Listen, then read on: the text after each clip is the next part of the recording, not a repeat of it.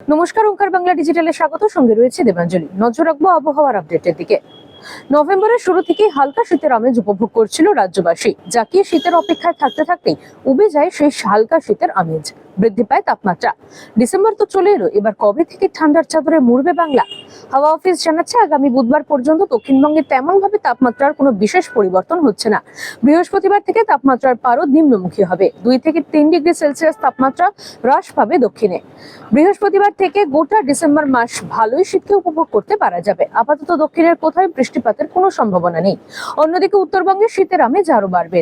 দার্জিলিং, জলপাইগুড়ি, কালিম্পং, আলিপুরদুয়ার, কোচবিহার, উত্তর দিনাজপুর, দক্ষিণ দিনাজপুর এবং মালদা কোথাও আপাতত আর বৃষ্টি হবে না। তবে ভোরে এবং রাতে ঘন কুয়াশাচ্ছন্ন থাকবে পার্বত্য অঞ্চলগুলি। সেদিকে বিশেষ সতর্কতা জারি করেছে হাওয়া অফিস।